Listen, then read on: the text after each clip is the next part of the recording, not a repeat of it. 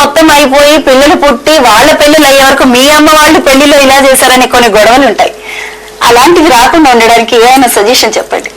ఏంటంటేనమ్మా, ఇవన్నీ కామన్ గా ప్రతి పెళ్లిలో కూడా జరిగేవే, కాకపోతే మనం అడ్జస్ట్ అవటంలోనే ఉంటుంది. ఇప్పుడు ఏంటంటే, ఇప్పుడు ఒకళ్ళని మనం ఏ రకంగానూ అందరినీ మనం తృప్తి పరచలేం. ఇప్పుడు ఒక పని చేసామనుకోండి, మనం చేసిన పని అందరికీ నచ్చాలన్నది లేదు. మనకి నచ్చింది అంతవరకు, మనం చేస్తున్న పని మంచిది కాబట్టి అంటే మనం ముందుకు వెళ్ళటమే తప్పితే ఒక పని చేసాము అంటే అందరినీ తృప్తిపరచాలంటే అది అయ్యే పని కాదు. ఇప్పుడు మనం ఒక ఇంట్లో ఉన్నాం అనుకోండి, అందరినీ మనం అన్ని విధాలుగా తృప్తిపరచలేం.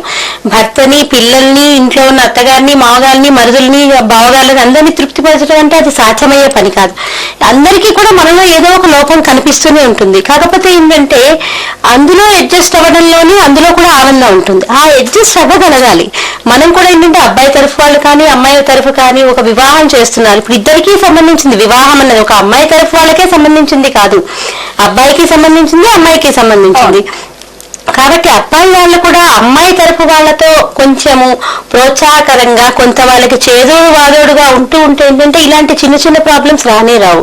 కాబట్టి వీళ్ళు కూడా వివాహాలు ఏంటంటే అయ్యో పాపం ఇంత కష్టపడి ఇంత చక్కగా అరేంజ్ చేశారు, ఏదో చిన్న లోపం పర్వాలేదు సర్దుకుపోవచ్చు అన్న ధోరణి అబ్బాయి వాళ్ళల్లోనూ ఉండాలి. అలాగే అమ్మాయి వాళ్ళల్లో కూడా ఏంటంటే మనం మన అమ్మాయిని ఇంత ఘనంగా వివాహం చేస్తున్నాం, వారు కోరుకున్నది ఇంత చిన్న విషయమే కాబట్టి మనం అరేంజ్ చేయడంలో ఏంటి అన్నది కూడా వాళ్ళలో ఉంటే కనుక ఎటువంటి పొరపచ్చాలు ఉండవమ్మా, చాలు వాళ్ళు చక్కగా ఉండగలుగుతారు.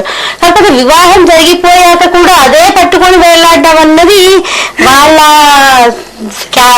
వ్యక్తిత్వానికి సంబంధించినది. ఎంతవరకు సంబంధించిన ప్రతి వాళ్ళు కూడా ఆలోచించుకోవాలమ్మా. ఇది మనం ఒకళ్ళ గురించి చెప్పేది కాదు.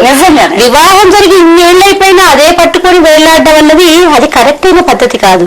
ఎందుకంటే మనం మన అమ్మాయిని తెచ్చేసుకున్నాం, లేకపోతే మనం మన అమ్మాయిని ఇచ్చేసాం కాబట్టి ఇంకా దాని గురించి ఆలోచించడం ఇచ్చేం జరిగిపోయింది. ఇప్పుడు మన ఇది రెండు ఫ్యామిలీలో కలిసి ఒకటిగా బతకడానికి ప్రయత్నించాలి, కానీ వాళ్ళల్లో ఉన్న లోటుపాట్లు మనం ఎత్తి చూపడం అన్నది భావ్యం కాదు. ఎస్ అండి, చక్కగా